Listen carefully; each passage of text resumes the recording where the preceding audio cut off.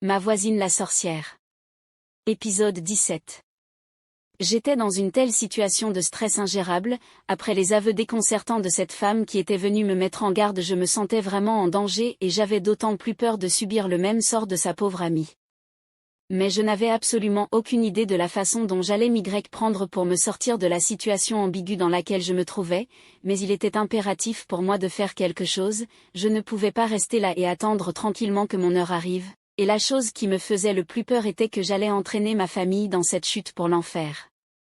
Alors après maintes réflexions, après que je me sois creusé le cerveau jusqu'à la moelle épinière, la seule solution que j'avais trouvée était de déménager.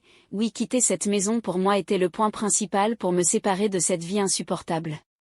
Il m'avait été rapporté par cette femme que cette maison était hantée par un démon qui détruisait tout le monde qui y entrait. Et je ne pouvais pas être assez naïve pour ne pas me rendre compte que ma famille elle aussi avait été profondément éprouvée depuis le premier jour où on avait franchi le seuil de cette porte. Je m'étais donc mise à chercher une autre maison de façon très discrète. Après plusieurs jours de recherche, j'avais fini par dénicher la perle rare, une belle maison située dans un quartier assez éloigné et très discrète. Pour moi, c'était l'endroit idéal pour me cacher de toutes les horreurs qui étaient autour de moi. Les jours qui suivaient, je m'étais mise à faire les cartons. Je commençais à ranger mes choses avec l'aide de ma ménagère. Au bout d'une journée acharnée de travail, nous étions parvenus à tout mettre en carton et tout était fin prêt pour le déménagement.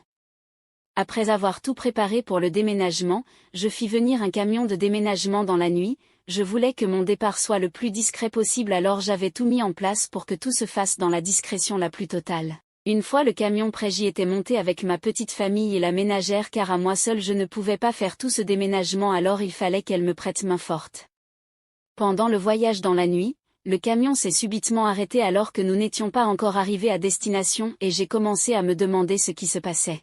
« Yolande, chauffeur, qu'est-ce qu'il y a? Pourquoi vous vous arrêtez ici? » « Je ne sais pas ce qui se passe madame, il doit y avoir une panne, je vais regarder ce qui se passe. » Il était descendu du camion et s'est mis à regarder d'où venait la panne. Il passait une bonne 32 minutes à tripoter son véhicule avant de venir m'annoncer. « Je suis désolé madame, mais une pièce très importante a été endommagée et vu l'heure qu'il est, je ne peux pas appeler un réparateur, il est mieux que vous rentrez, nous reviendrons demain pour réparer la panne et continuer le déménagement. » Yolande, non, ne me dites pas ça. J'ai toutes mes affaires ici et si je me faisais voler, qu'est-ce qui va se passer? Non, ne pensez pas comme ça, qui viendra voler ici dans cet endroit? Yolande, non, je ne peux pas prendre ce risque, je vais rester ici dans le camion avec mes enfants et mon mari, on va dormir là et vous viendrez demain avec un réparateur pour dépanner le camion. Êtes-vous sûr de vouloir dormir ici au milieu de nulle part? Ça s'avérait être dangereux. Yolande, je préfère prendre le risque que de perdre tout ce qu'on a. D'accord, alors restez là, je reviens demain pour dépanner le camion et terminer le déménagement. Le chauffeur du camion avait dû nous laisser là au milieu de cet endroit. Il n'y avait pas de maison autour, juste une brousse épaisse où devaient vivre toutes sortes d'animaux sauvages. Mais j'avais la ferme conviction de rester là avec les miens. J'avais demandé à la ménagère de s'en aller vu les conditions hostiles qui se présentaient. Une fois qu'elle est partie, je suis restée là avec mon mari et mes 2 garçons. Ils se sont très rapidement endormis malgré les positions inconfortables dans lesquelles ils étaient. Moi, j'avais du mal à trouver le sommeil dans ces conditions. Je me demandais vraiment comment j'allais faire pour m'endormir alors que je ressentais en moi tout ce stress. Je n'avais vraiment pas le choix et je ressentais un mauvais pressentiment dans mon cœur. Pendant la nuit, alors que tout le monde dormait à point fermé, j'avais été réveillée par des bruits étranges à l'extérieur du camion. J'avais l'impression d'écouter des voix. Je commençais à avoir très peur parce que je craignais qu'il s'agisse de bandits qui avaient l'intention de nous voler et de nous faire du mal. Je transpirais à grosses gouttes et je priais dans mon cœur pour que rien d'abominable ne nous arrive. Mais les voix étaient de plus en plus fortes à mon oreille. À un moment, je pensais écouter une congrégation de personnes qui faisaient des incantations. J'avais d'autant plus peur car je pensais qu'il puisse s'agir d'une secte occulte qui faisait une réunion nocturne.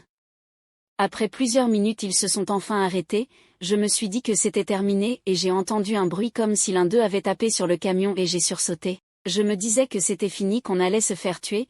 J'avais presque envie de réveiller mes enfants et mon mari pour leur demander qu'on s'enfuit, mais la peur me clouait sur place, et vu l'état dans lequel se trouvait mon mari, on n'avait aucune chance de s'enfuir de là. Je croisais les doigts en espérant que rien de mal ne nous arrive. Après plusieurs minutes et que je n'entendais plus le moindre bruit, je compris alors que le mal était passé et qu'ils sont partis sans remarquer que nous étions dans le camion. J'avais passé ce jour-là la pire nuit de ma vie. Je m'étais réveillée avec des courbatures partout mais la lumière du jour était comme une délivrance pour moi, je n'attendais plus que le chauffeur revienne pour que nous puissions terminer le déménagement.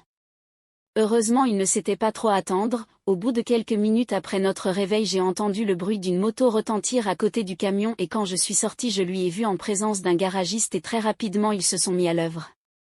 Au bout de 30 minutes de travail on pouvait enfin continuer notre chemin. On reprit le chemin de la route car le chemin pour notre nouvelle maison était encore très loin, mais au bout de plus d'une demi-heure de voyage nous y sommes enfin arrivés.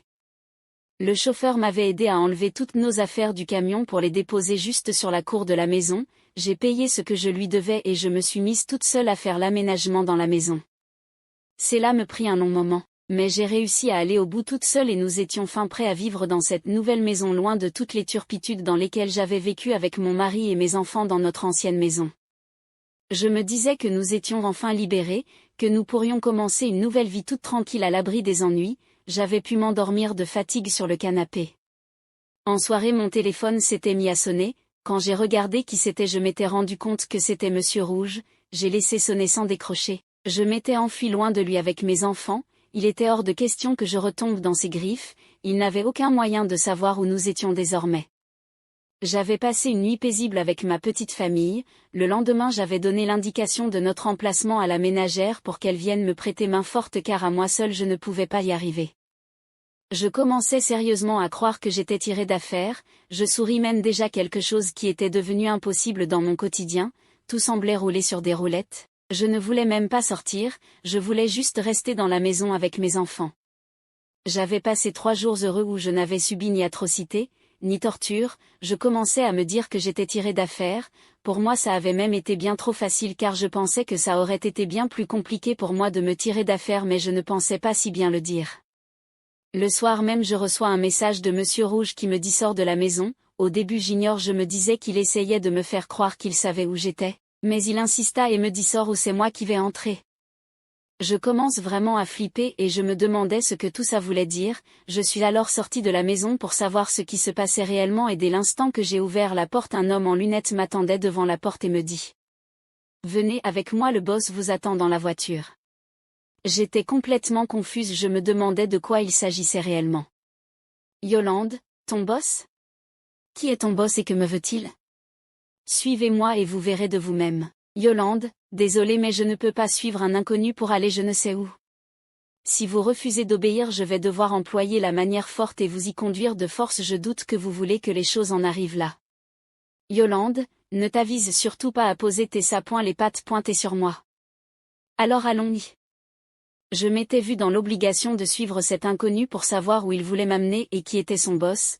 Plus on s'avançait et à un moment donné j'ai aperçu au loin une voiture qui me semblait que je connaissais. Quand nous y sommes arrivés je suis montée à l'intérieur et j'ai vu vêtu de rouge Monsieur Rouge qui m'attendait.